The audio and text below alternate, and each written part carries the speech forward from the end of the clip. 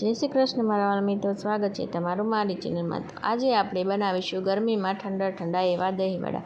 જેના માટે સૌથી પહેલાં આપણે અડદની દાળ લઈ લઈશું અને અડદની દાળને 2 પાણીએ ધોઈ સરસ રીતે આપણે 5 થી 6 કલાક પલાળીને રાખી દઈશું। 5 થી 6 કલાક થઈ ગઈ છે અને અડદની દાળ પણ આપણી સરસ રીતે પલળી ગઈ છે। અહીં આપણે 1 લીટર દહીં લઈ લઈશું। અહીં આપણે શેકેલા જીરાનો પાવડર લઈ લઈશું અને અહીં આપણે દળેલી ખાંડ લઈ લઈશું। આપણે જે દળેલી ખાંડ લીધી હતી તે આપણે દહીંમાં ઉમેરી દઈશું। ત્યારબાદ આપણે તેમાં થોડું મીઠું ઉમેરી દઈશું। મીઠું નાખવાથી દહીંનો ટેસ્ટ સરસ આવે છે।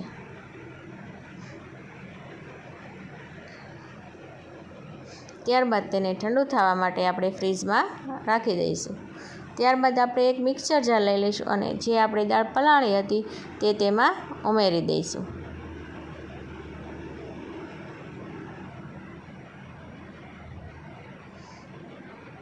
ત્યારબાદ આપણે તેમાં થોડું 1 ચમચી જેટલું પાણી ઉમેરી દેવાનું અને આપણે દાળને સરસ રીતે દળી લઈશું। આપણી દાળ પણ સરસ રીતે દળાઈ ગઈ છે। આ રીતે દળદરી આપણે તેને દળી લેવાની। આ રીતે આપણે બધી દાળને દળી લઈશું। બધી દાળ આપણી સરસ રીતે દળાઈ ગઈ છે। હવે આપણે તેને એક જ કન્ડિશનમાં 15 મિનિટ આપણે ફેટી લઈશું। દાળ આપણી ફેટાય ત્યાં સુધી આપણે તેલ પણ ગરમ મૂકી દઈશું। હવે તમે જોઈ શકો છો કે આપણી દાળ પણ સરસ રીતે ફેટાઈ ગઈ છે। જો ફૂલી ગઈ છે આપણી દાળ। હવે આપણે 1 વાટકીમાં પાણી લઈ લઈશું અને આપણું દાળનું બેટર હતું તે તેમાં ઉમેરી જોઈશું। જો ઉપર તરે તો સમજી લેવાનું કે આપણી દાળ સરસ રીતે ફેટાઈ ગઈ છે। હવે આપણે તેમાં સ્વાદ પ્રમાણે મીઠું, શેકેલા જીરાનો પાવડર ઉમેરી આપણે બરાબર મિક્સ કરી લઈશું। હવે આપણે જે શેકેલા જીરાનો પાવડર વધ્યો છે તેમાં થોડું સંચળ પાવડર ઉમેરી આપણે તેને ઉપર છાંટવા માટે રાખી દઈશું।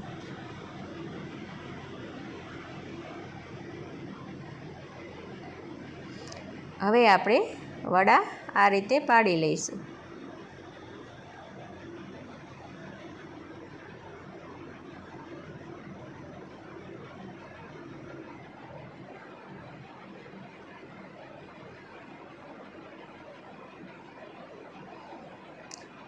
આ રીતે 1 મિનિટ થાય પછી આપણે તેને ફેરવી લઈશું।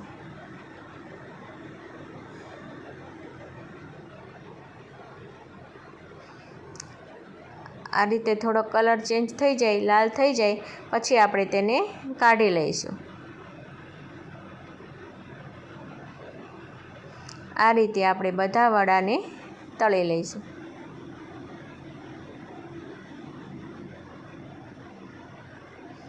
આપણા બધા વડા સરસ રીતે તળાઈ ગયા છે।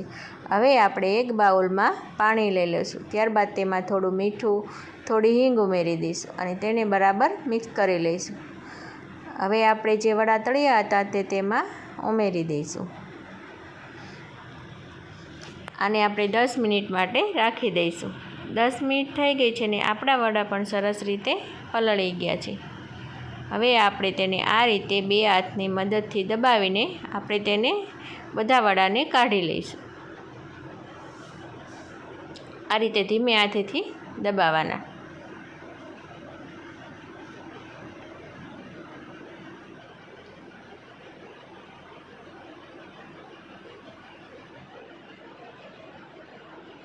આ રીતે આપણે બીજી વારનું પણ પાણી લઈ લઈશું। 2 વાર આપણે પાણીમાં બોળવાથી વડા પોચા સરસ બને છે। ત્યારબાદ થોડું મીઠું અને થોડી હિંગ ઉમેરી બરાબર મિક્સ કરી લઈશું। ત્યારબાદ આપણે તેમાં વડા ઉમેરી દઈશું। તેને પણ આપણે 5 મિનિટ માટે રાખી દઈશું જેથી તેમાંથી તેલ સરસ રીતે છૂટું પડી જાય। હવે 5 મિનિટ થઈ ગઈ છે ને આપણા વડા પણ સરસ રીતે તૈયાર થઈ ગયા છે। હવે આપણે તેને સર્વિંગ પ્લેટમાં કાઢી લઈશું।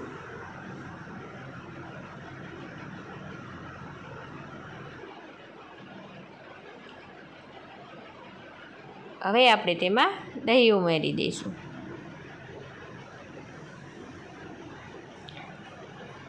ત્યારબાદ તેમાં લાલ મરચું પાવડર ઉમેરી દઈશું.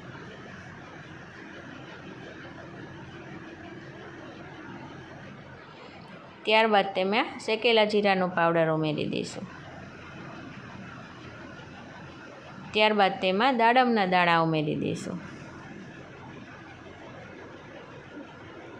ત્યારબાદ તેમાં કોથમીર ઉમેરી દઈશું. તો હવે આપણા દહીંવડા ચાટ સરસ રીતે તૈયાર થઈ ગયા છે. જો વિડીયો ગમે તો લાઈક કરો, શેર કરો અને મારી ચેનલને સબસ્ક્રાઈબ કરો.